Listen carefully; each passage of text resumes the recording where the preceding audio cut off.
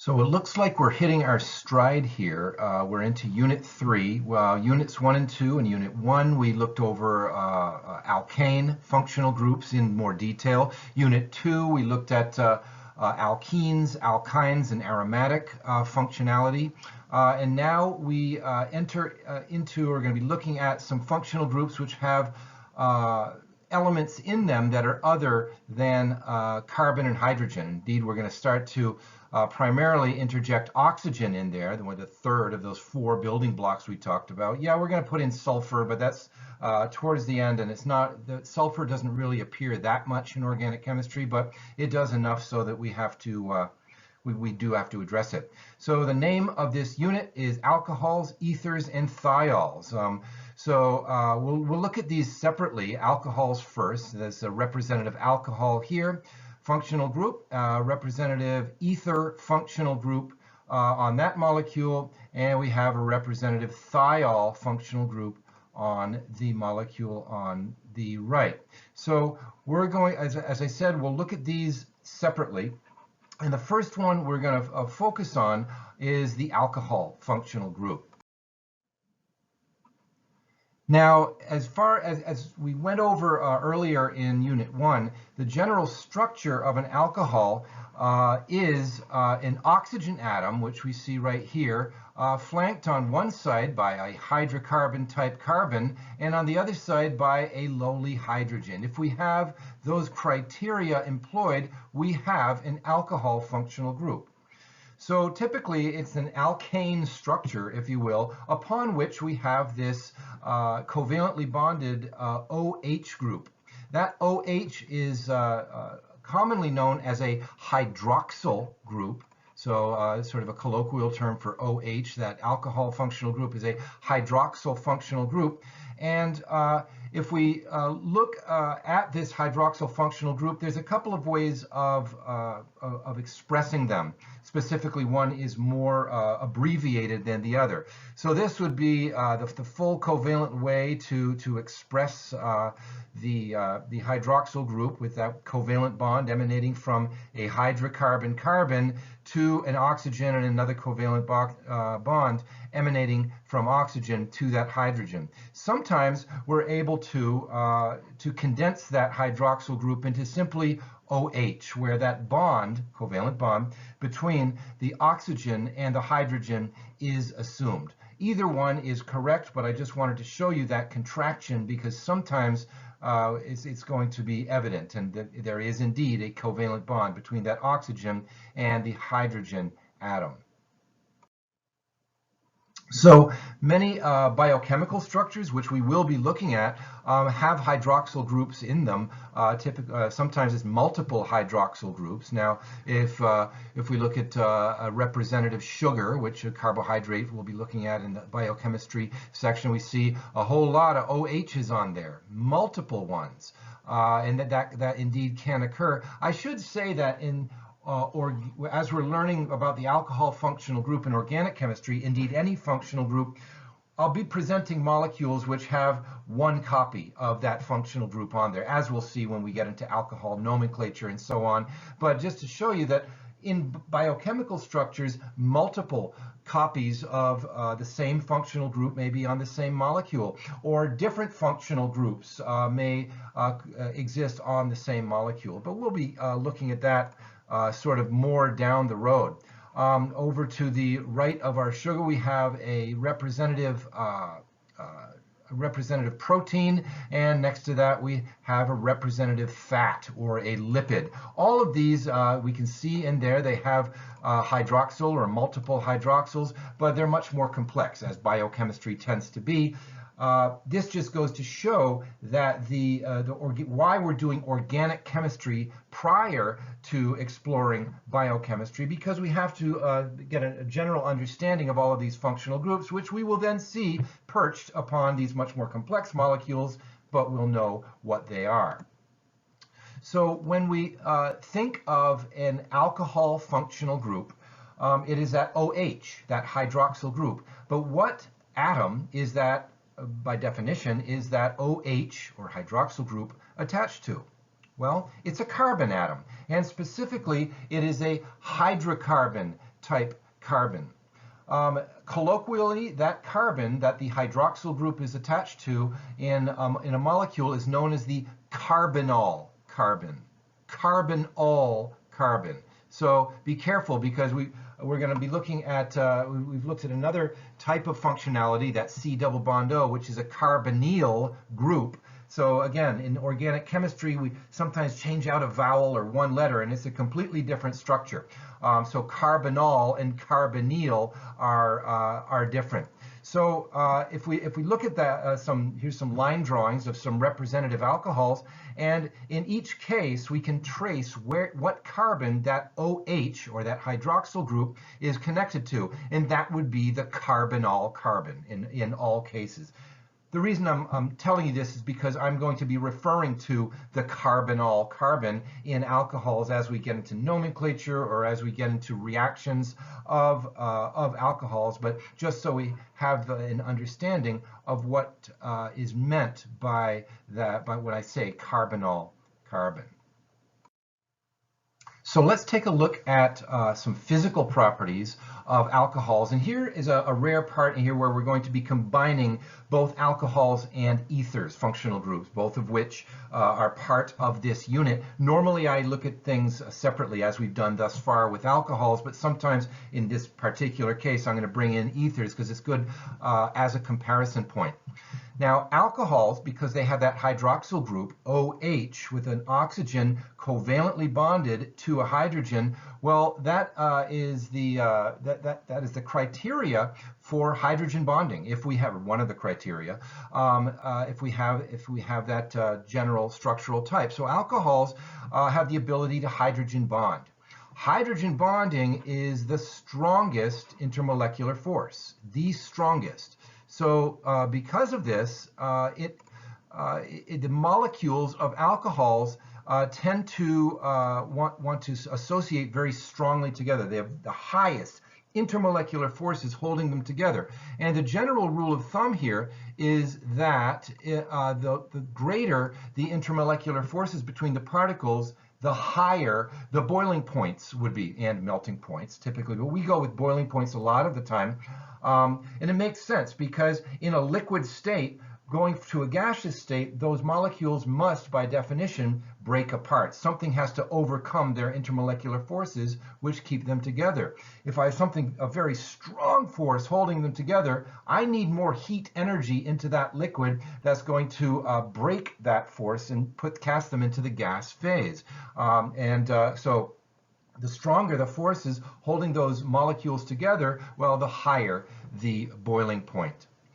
Now, by comparison, we have ethers. And if we look at our ether here, any ether molecule has a dipole moment, because if we look at this, the ether on the second tier there, our oxygen has a higher electronegativity than either of the hydrocarbon carbons bonded to it. So we have the bond dipoles go towards oxygen in both cases, and we have because that's a bent molecule, we have a situation where the overall dipole moment is in this direction, given by that arrow right there.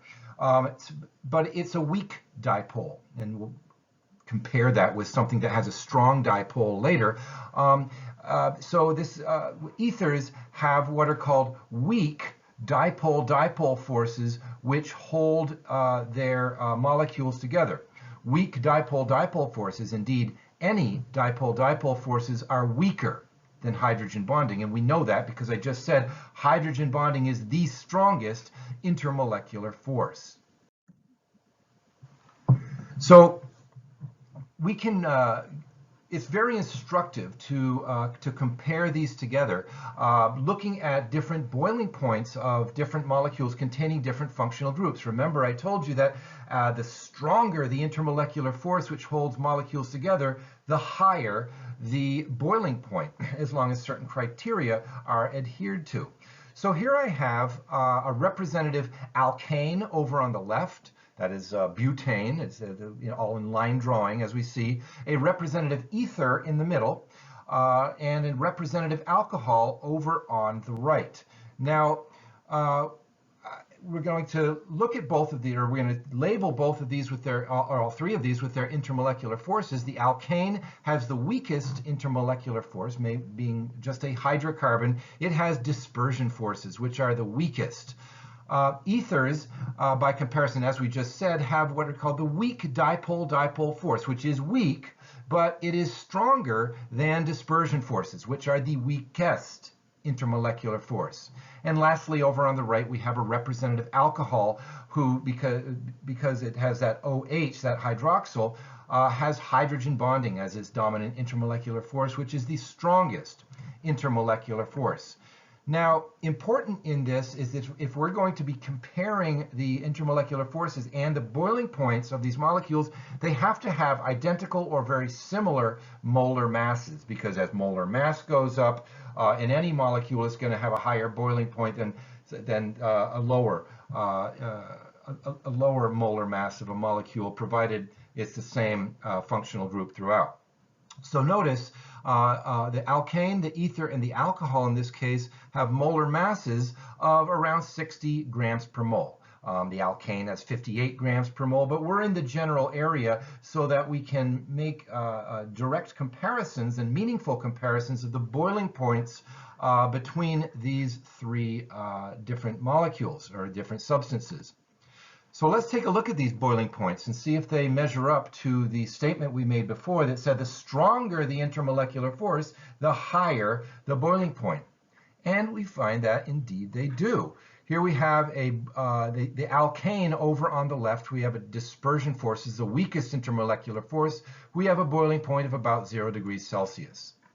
Whereas in the middle, our ether, which has a weak dipole-dipole force, that's stronger than the dispersion forces, so its boiling point should be higher. And indeed, we do see that, about 8 degrees Celsius. Lastly, over on the right, our hydrogen bonding in our alcohol, the strongest intermolecular force by far, and let's take a look at this, our boiling point of our representative alcohol is almost 100 degrees Celsius. And because of this, we can say that the boiling point increases with increasing strength of intermolecular forces as long as the molar masses are adhered to. So this now brings us back into a term we've used before, both with carbon types, with alkyl groups, and so on. That is the classification of these molecules. Now, just like we did with alkane carbon atoms, alkyl groups, now we can bring in this concept of classification into the alcohol functional groups, alcohols. Now, when we hear the term classification, well, we think of primary, secondary, or tertiary. At least for alcohols, this is the way it's going to be. And there's a specific way that we ascertain this, which one is a tertiary alcohol versus which one is a primary alcohol, and so on. The first thing to do on any alcohol is to locate the carbon directly attached to the hydroxyl group. That's the carbinol carbon, as we looked at before. And once we do that, from that carbinol carbon, we ask how many other adjacent carbons is it directly, covalently attached to. And that number tells us what the classification of the alcohol is. So on our first one here, with a circle, I'll represent the carbinol carbon, the one directly connected to the hydroxyl group. And we can see that there is indeed one carbon directly attached to that carbinol carbon. So thus, it is considered a primary alcohol. On the next one over to the right, we'll circle our carbinol carbon, and we see that there are two carbon atoms directly attached to that carbinol carbon, shown there.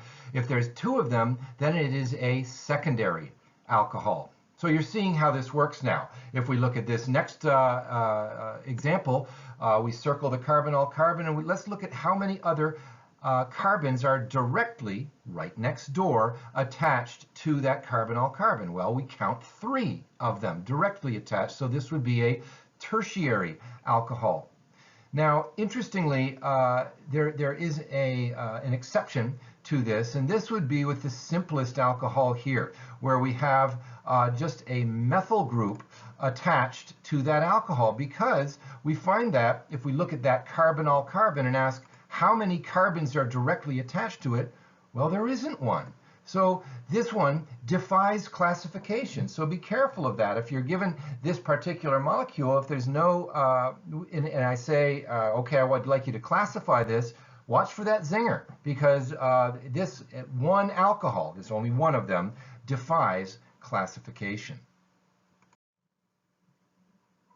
So finally now, we're getting a feel for these units of study, how we go through these functional groups. We look at salient features. We'll look at some physical properties and that sort of thing, and eventually we get into a nomenclature system. And with alcohols, again, it's that rule-based IUPAC nomenclature system, which we've been working with alkanes, with alkenes, and with alkynes. And we've noticed that the IUPAC rule-based system, those rules are kind of similar.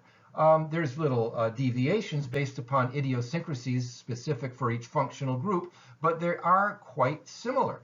So we're going to go through a representative alcohol molecule to name it via this IUPAC protocol. Now, just like I've talked about with other functional groups, specifically with alkenes, if we look at this representative alcohol right here, notice this entire molecule is considered an alcohol. Why? Because there is a hydroxyl group attached to it. But there's a whole lot of alkane structure attached to it as well. Doesn't matter. The alkane structure takes a back seat, and we're going to name this as an alcohol. Why? Because there is that hydroxyl group on it. That's going to be an important consideration when we get a number of different functional groups under our belt. How am I going to name this? Do I name this as an aldehyde, as an alkene, and so on? Well, we seek out the functional group which is on it. I should say one thing I won't do to you, at least in this course, is to have you name a molecule, the IUPAC nomenclature or whatever, a molecule which has more than one functional group on it. We're not going to do that because, well, if it has an alkene functional group and a hydroxyl on it, well, how do I name it? As an alkene or as a hydroxyl? There's confusion there, so I simply won't do that. All your nomenclature is just going to be based on one functional group. So let's look at this molecule, and as we go through these rules, I hope you will see or recognize that they're very similar to IUPAC nomenclature that we've used with other functional groups. Similar to before, the first thing we're going to do on this is, after we determine that this is, we're naming this as an alcohol, is, as usual, determine the longest continuous carbon structure containing that OH group, that hydroxyl group, as the parent structure. And we find that all there is on there is that 5-carbon series that we see here, so that if this were an alkane, a 5-carbon alkane, we would name this pentane. Well, but it's not. It's not an alkane, it is an alcohol, because we're going to, so we see this as an alcohol functional group. Indeed, this whole molecule is an alcohol. So we replace the E on the corresponding alkane name, pentane, with the suffix OL. It's not pentane anymore, it's pentanol.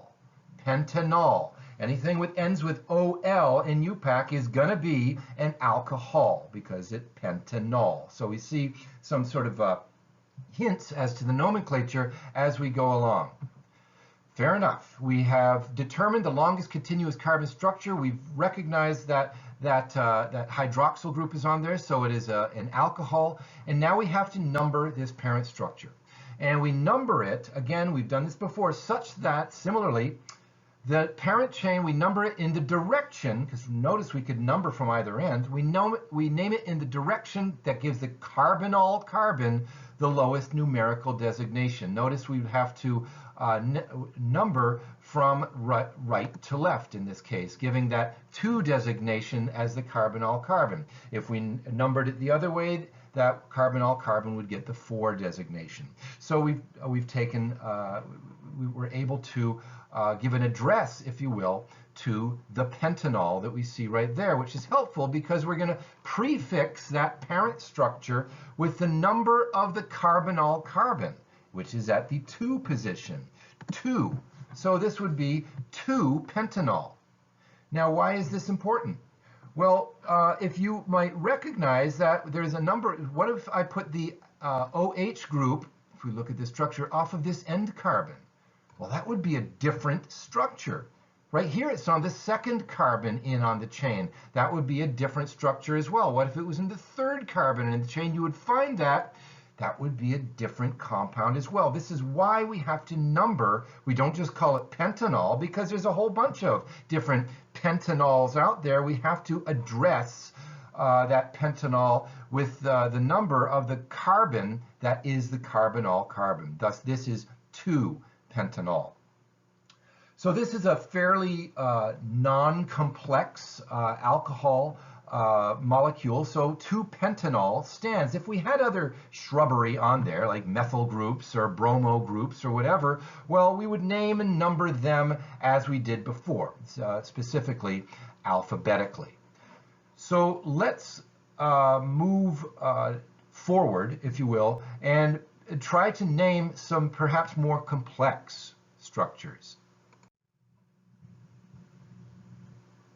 So here we are now with three problems in front of us. Notice I have 3 pieces right here. I have a structure over here on the left. I have a name here, and then I have another structure over on the right. We're going to do a nomenclature piece with all of these. Remember, in nomenclature, I can give you a structure, and you're tasked with giving me the name of that structure, or, as we see in that center example, we can give a name, and you're tasked with drawing me the structure. So it's a two-way street.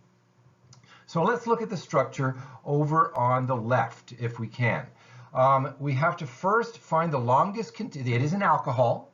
We have to find the longest continuous carbon chain in that alcohol, which contains that carbinol carbon. And if we do a number of different tries, we would find that ultimately we have a number of carbons here. So that would be, I believe, 8 carbons. Yep, 8 carbons. So if that were an 8-carbon alkane, that would be octane, because oct is 8. But it's not. We find that this is an alcohol because we have that hydroxyl right there. If it's an alcohol, we take that alkane name, octane, and we take off the E and we pop on an OL, octanol. This is an octanol parent group. Fair enough. Now we have to number this octanol parent group, which gives the carbinol carbon the lowest numerical designation. We could try both ways, but we would find if we numbered starting on the left and going to the right, that brings that carbinol carbon in at the 4 position. If we went the other way, we would find it's at the 5 position. We want the lowest numerical designation. So we're going to prefix octanol with 4. Is 4-octanol. Fair enough. So we've gotten the base of this, but everything that is not enshrouded in red here on that red overlay are substituents. And we find that we have 2 substituents on that chain that are not the hydroxyl group. We have those 2 methyl groups here and here, if you will. Notice that's a 1 carbon, so it's a methyl group. And we find that those methyl groups are the 3 and the 6 carbon. So we are going to finish off by saying this would be 3, 6 dimethyl 4-octanol as the name. 3,6-dimethyl 4-octanol. Notice we have separate numbers for where the carbinol carbon of the alcohol is, prefixing that octanol, but we also have different numbers in a different place where we have to deal with our substituents. So let's look at the one in the middle now. Seems like it's a never-ending name, doesn't it? 3-ethyl 6-iodo 2-methyl 1-hexanol. Well, that's a mouthful. So what are we going to do here? Always start at the end.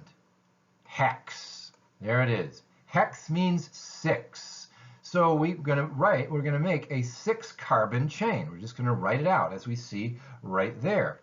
And we're going to number this 6-carbon chain in any direction we want. Remember, going from name to structures gives us is a little bit, we can play loosey-goosey with some of the things that we couldn't necessarily do going structure to name.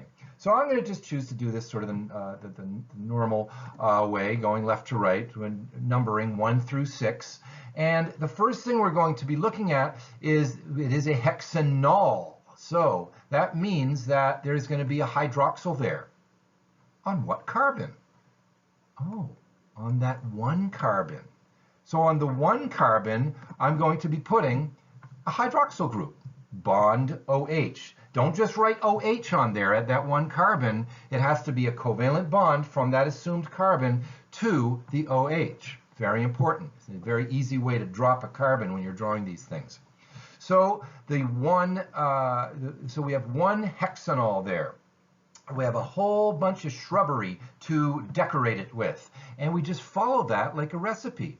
Over here in the beginning, at the 3 carbon, we have an ethyl group. Fair enough. At the 6 carbon, we have an iodo group. Well, I'll just put that in too. And at the 2 carbon, we have a methyl group, and I'll pop that one in as well. So we really don't have to worry about which one do we attack first because it's already in the right order. We just follow this sort of like a recipe. All right, let's look at the next one over on the right-hand side. We see a bunch of alkane structure. We see a halogen, which are common substituents on alkane structures, but we see also this alcohol group, that OH. That is crucial. So we're naming this as an alcohol, and the first thing we're going to do is find the longest continuous carbon chain on here. And we find that there's that 7-carbon chain in there. If this were a 7-carbon alkane, this would be heptane. But it's not. We find that it's an alcohol because of that OH group on there. We're naming this as an alcohol. So that we're going to remove the E on heptane and put in OL instead. Heptanol. Heptanol is the parent structure. But there can be a number of different heptanols because that OH group can hang off of a number of different carbons. So we have to number this 7-carbon chain, giving that carbinol carbon the lowest numerical designation. I hope you'd see that numbering it this way, bringing that carbinol carbon in at the 3 designation, would be the way to give it that lowest numerical designation. So we have numbered in the correct way, and we see that at the 3 position is the carbinol carbon. So we have to prefix heptanol with 3. Once we do that, it's all over but the identification of substituents. Well, we have a bromo here and a methyl group here. Well, B in bromo comes before M in methyl, so the bromo group is going to be mentioned first at the 4 position, followed by the methyl group at the 5 position, to give 4 bromo, 5 methyl, 3 heptanol. So now, if you'll remember, when we were naming other functionalities like alkenes and so on, we have another template, or possible template as a parent structure. That would be the cyclic structure. So notice here over on the left-hand side, I have 2 different 6-carbon alcohols. One is a straight chain alcohol. Notice that this would be named 1-hexanol because there's 6 carbons. Hexanol because there is an OH group or a hydroxyl group hanging off one of those carbons, and it would happen to be, if we named this through IUPAC nomenclature, in the 1 position, thus 1-hexanol. Well, what if our 6-carbon parent group was a cycle? Instead, what about a 6-carbon cycle? Well, if it was a 6-carbon alkane, it would be cyclohexane. We saw that in Unit 1. But it's not. We see that on this lower structure there is a hydroxyl group on this cyclohexane, so we remove, just like before, the E from the corresponding alkane name and put in the suffix OL. Cyclohexanol. Cyclohexanol. Now, let's look at these 2 structures. 1-hexanol and cyclohexanol. Why am I not numbering cyclohexanol? Why would it not be 1-cyclohexanol? This being the 1 carbon. Why would that not be the case? Because in a cycle, there's no beginning and no end. It would not matter. I would hope you would recognize this if instead of having the OH over on one particular carbon, I have it on another carbon or another carbon. Does it matter? Does it matter? It's whatever carbon atom I draw that OH off on this structure, it's the same structure. It's just me rotating that structure, and it would still be cyclohexanol. So this is why when we have just a cyclic alcohol with just an OH on it, we don't say it's 1-cyclohexanol or 1-cyclopentanol or whatever the parent structure is. It's just, in this case, cyclohexanol. This is always assumed to be that carbonyl carbon on there to be the 1 carbon, always. So it's so ingrained that we don't even say it. It's always 1.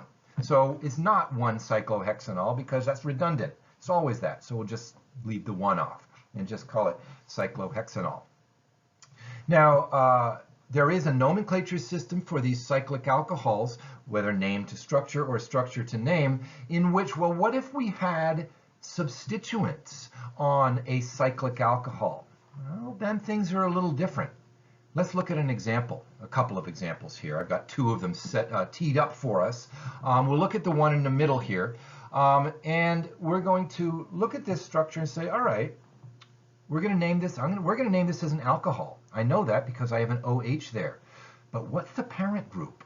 It's the one with the most carbons on it, and we would find that. Remember, we never count from, say, the outside of a ring into a ring or out of it again or anything like that, because immediately it is wrong. You're already starting off on the wrong foot. It's either the ring or whatever is connected to that ring which has the most carbons. Well, over the ring is of 5 carbons, and I have a couple of 2-carbon substituents off there. Those are not, we don't sum up those carbons. They're 2 ethyl groups, and we'll look at them separately. So that 5-carbon parent structure is the cycle. So that we have that as that cycle would be our parent group. So what is that cycle? Well, if it was an alkane, it would be cyclopentane. Cyclopentane, but it's not. We see that there is an alcohol group connected to it, or a hydroxyl group if you like. So we remove the E and pop on an OL. Cyclopentanol parent group. Well, where that alcohol is what carbon it is connected to does not matter in a cyclic alcohol, but where substituents are connected, they do matter. We have those 2 ethyl groups, and it is important, contingent on us, to give them addresses on that ring, because there's a number of ways I could arrange 2 ethyl groups on that cyclopentanol. All right, so that means we have to number the ring. Now that we have this extra shrubbery on there that we have to give addresses to, and we would number the ring similar to the way we did it in alkenes, but starting with that 1 carbon is always the carbonyl carbon, but which way do we count around that ring? There's 2 ways. As with alkenes, we count around that ring in the direction which gives the sum of the substituents the lowest numerical designation. We would have to, in this case, count counterclockwise. If we have this 1 position as the carbonyl carbon, we would have to go around counterclockwise, bringing those ethyl groups in at the 2 and the 4 position. If you counted around the other ways, those ethyl groups would come in at the 3 and the 5 position. That's too high. We want the lowest numerical designation. So now we have addresses for those 2 ethyl groups, that is diethyl, by the way, and they come in at the 2 and the 4 carbons. So 2,4-diethyl cyclopentanol. 2,4-diethyl cyclopentanol.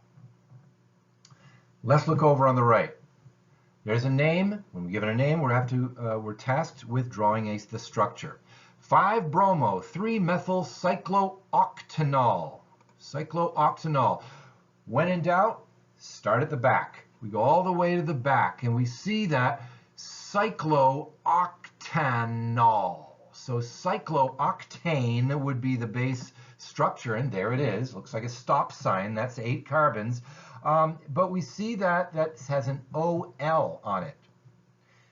So we have to put a hydroxyl group on one of the carbons. Does it matter which carbon I put that hydroxyl on?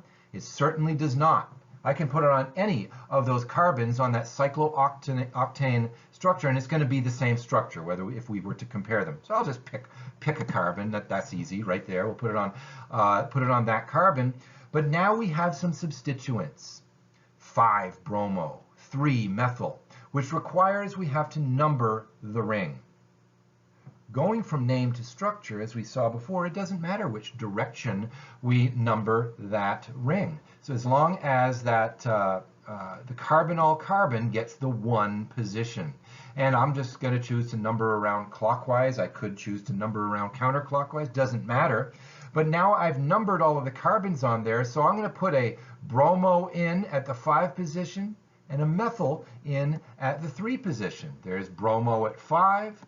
Methyl at 3, and we're finished. A lot of the time, going from these names to structures, it's a little easier sometimes than you think, because we're just following a recipe. So as with the cadence from previous units, we can see that after nomenclature, we look at a nomenclature series. Well, now we get into actual reactions involving this functional group. So reactions involving alcohols, one of which is known, and I'll go into detail, the dehydration of an alcohol to form an alkene. And this speaks to the propensity of chemical reactions in chemistry and organic chemistry, being part of chemistry, to be reversible. Technically, any reaction that you show me, I can conceivably and theoretically give you reagents and conditions which would send it back the other way. So let's revisit a reaction that we looked at before, back in the previous unit, which was the hydration of an alkene to form an alcohol. Hydration meant that we had water. Here's our alkene. Here is water under catalytic acidic conditions, and water adds over that alkene. We have that addition reaction. H on one side, OH on the other side, on adjacent carbons, and this is what we end up with that alcohol. Well, think of it in reverse now. If we went from that alcohol back to an alkene plus water, that would be, if the one direction was a hydration, the other direction would conceivably be a dehydration, and indeed that is what is going on. If we imagine this reaction over here that I'm showing you, where the product is now the starting material, which we have over here, and we go to our product profile, well, what happens in there?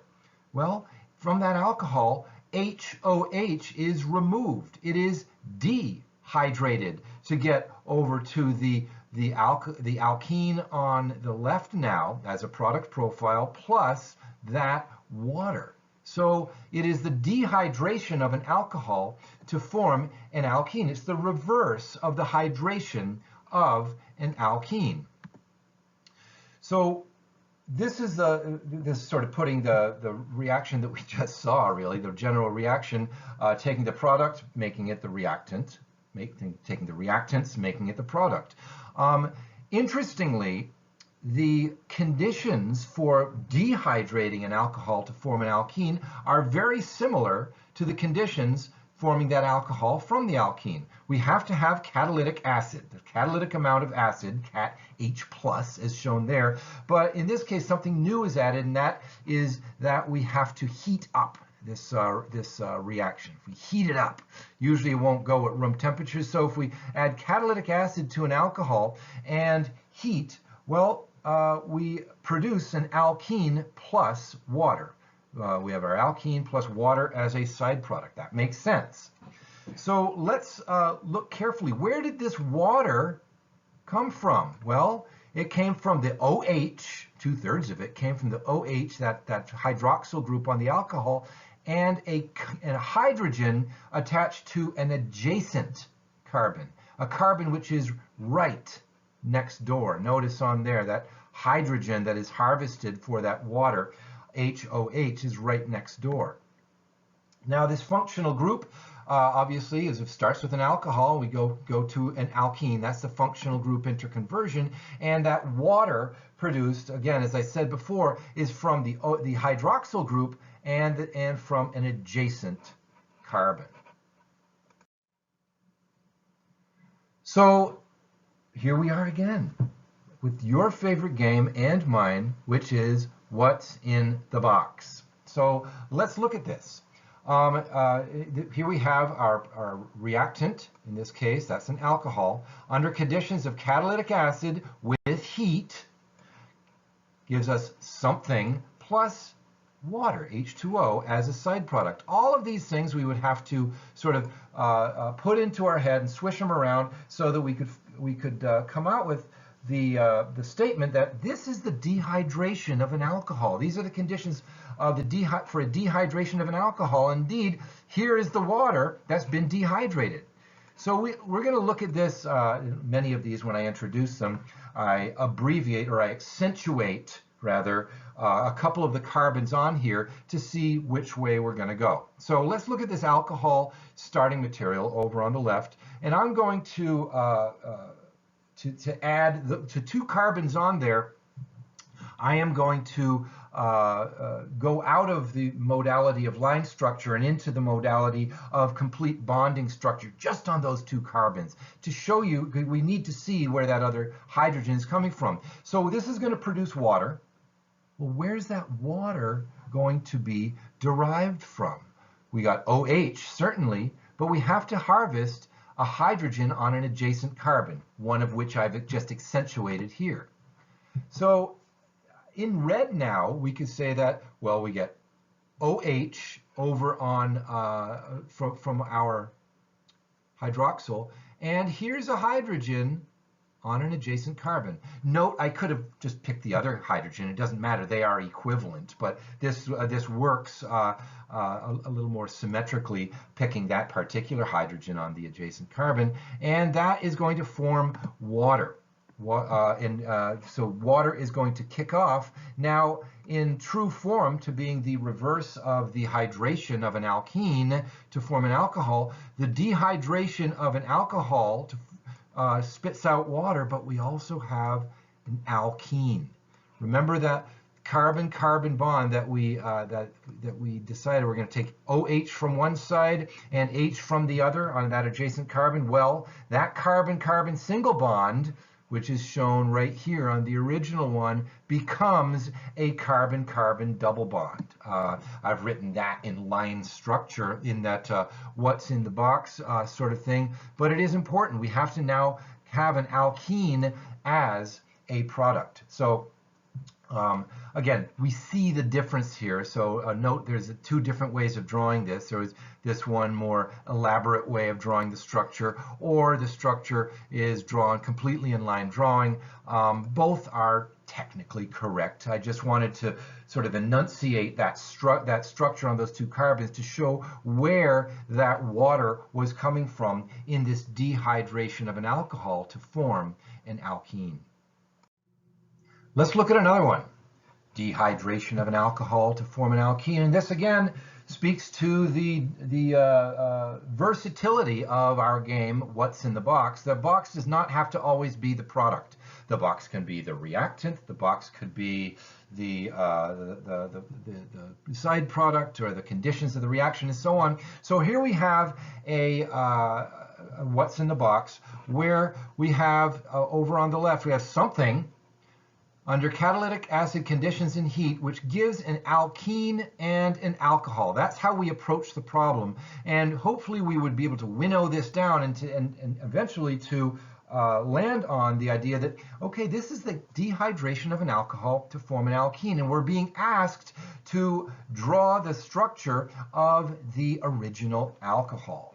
So let's take this in reverse a little bit, if we will, and we'll look at this alkene product over on the product profile and enunciate those 2 those two carbons and the hydrogens connected to them out of line structure into that new modality, or that original modality of complete bonding structure. We're not doing that with the rest of the molecule, but just on those two carbons on the alkene, because that's where the action is, and we have to recognize that. So we said that this is the dehydration of an alcohol to form an alkene. Well, there's the alkene written in augmented form. Where is my water that is kicked off? I see it in that original reaction right there, but I'm going to draw that there as HOH, as we did before, if you remember, when we talked about the hydration of an alkene to form an alcohol, but we're going backwards this time to find out what structure is going to be our original alcohol. And we see that, okay, the OH on my water is going to one carbon, and the hydrogen on that water is going to an adjacent carbon, the one that has the other carbon in that alkene, so that we end up with that product, or that reactant, really, right there. This would be the answer. We could also bring this back down to complete line structure if we wanted to, and indeed that would be the proper way to do it in line structure, although they're both technically correct. It doesn't really matter. So let's bring ourselves back to looking at the nature of the alcohol which is being dehydrated, the nature of that alcohol. If you'll notice, and you can go back and look at this, in the two previous examples that I had worked with, in the dehydration of an alcohol to form an alkene, I had used what are called symmetrical alcohols, symmetrical. Because on both of those alcohol examples, we have our carbinol carbon, which is the one directly connected to the OH, and in both cases, well, we took we harvested a hydrogen from an adjacent carbon. In both cases, however, on the other side was a carbon that had a harvestable hydrogen. And in both cases before this, see, because this was a symmetrical alcohol, it didn't matter which carbon, which adjacent carbon we harvested the hydrogen from to form water, it came up with the same product, different renditions of the same product. That's not always the case, though. We could have what's called an unsymmetrical alcohol, and we've looked at this before in the last unit when we were hydrating. Unsymmetrical alkenes would form two different products, and we had a rule with that in some cases, where the Markovnikov's rule, if you remember that, the more substituted alcohol was formed in the greater amount. Well, on the reverse reaction, in the dehydration of an alcohol to form an alkene, we have the same sort of thing going on. And as we'll see, this is known as Zaitsev's rule. But let's look at what we're going to be studying right now. Here is what's called an unsymmetrical alcohol. It is unsymmetrical. The reason for that is if we look on either side of the carbinol carbon, we have different carbon environments. That's an unsymmetrical alcohol. The last two examples, if we looked at those alcohols, we see they're identical carbon environments.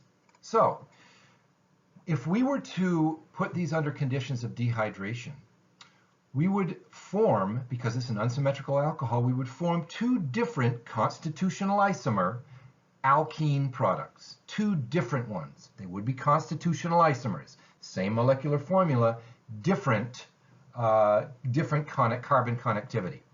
So let's look at this closely. Over in here we have our carbinol carbon. That's the carbon directly attached to the OH group. And let's look next door, because we're going to dehydrate this. I want to find a carbon next door from which I can harvest a hydrogen. Well, there's one. This is in line drawing. Indeed, this carbon right there has 3 hydrogens assumed to be attached to it, but I'm showing one of them. And if we dehydrated between these two carbons using the conditions of dehydration, we would end up with this alkene that was shown here. It would spit out water. Well, look to the other side of that carbinol carbon. Again, here's our carbinol carbon, but we have another carbon next door which has a harvestable hydrogen on there. Has one harvestable hydrogen, and if we put these under conditions of dehydration, well, we would get that double bond slamming down between those two carbons, and indeed spitting out water. But look at those two alkene molecules. Those are different compounds. They're constitutional isomers, but they are different compounds. Now, where Zaitsev's rule comes in is to look at this in another fashion, in what we're going to be calling, for as far as alkenes go, the substitution amount or pattern on the alkene. Now, under Zaitsev's rule, which I'm going to give you plenty of examples of in following slides, the more substituted alkene product will be the major product, and the less substituted alkene product will be the minor product.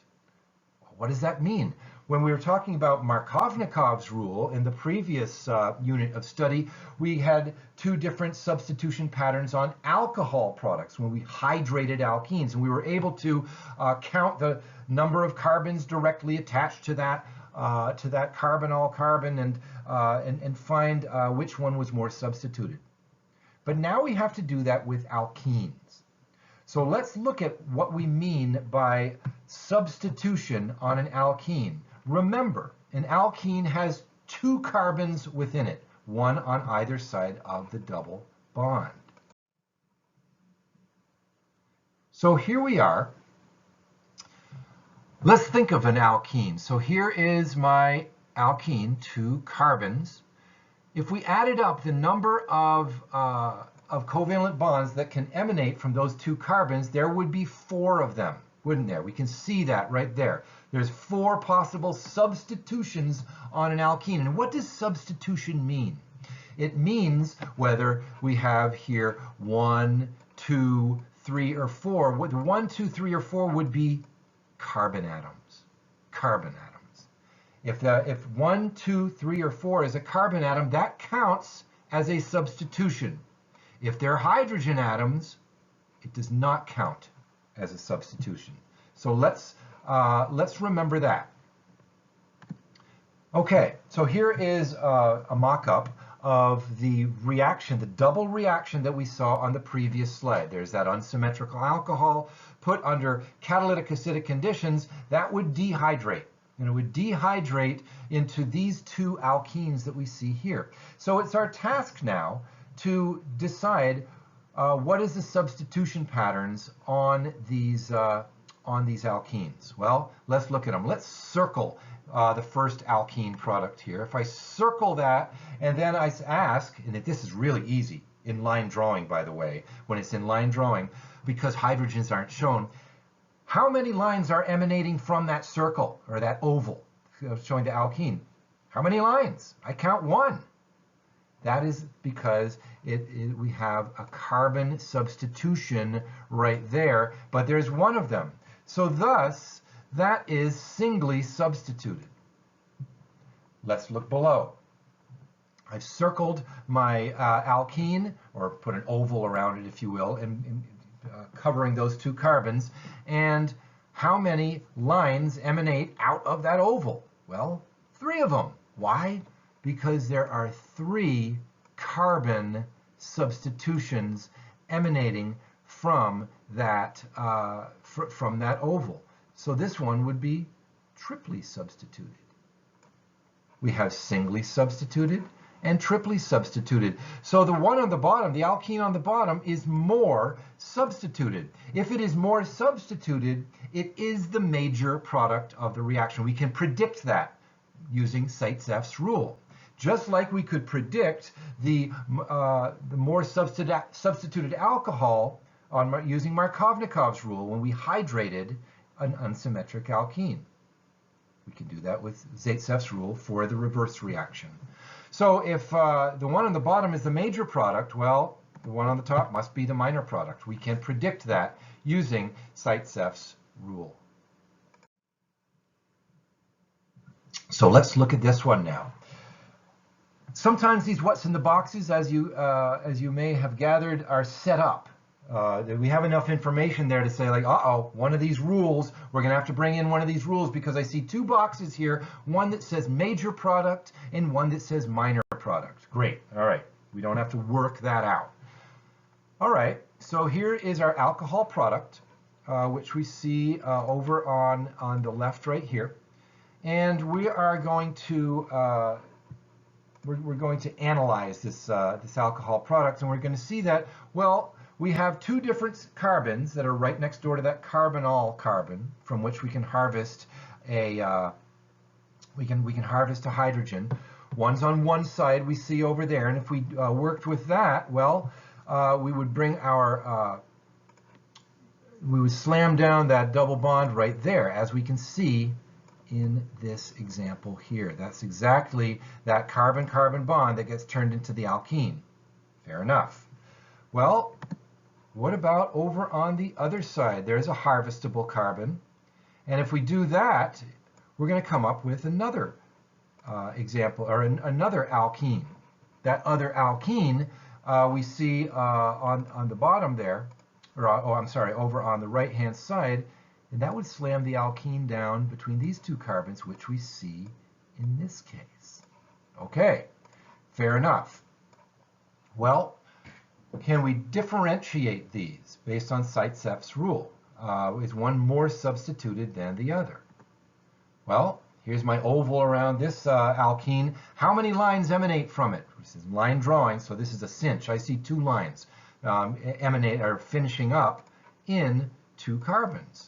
So this is doubly substituted. Okay.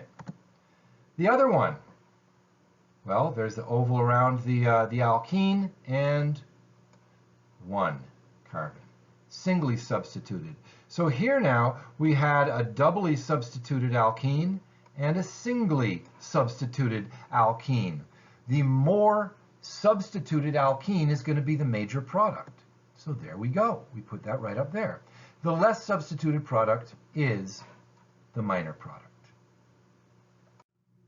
All right, and finally, we have, sometimes we encounter situations of dehydrations of alcohols to form alkenes, which can form two different alkene products, but we cannot use Zaitsev's rule to determine whether one is in excess of the other product.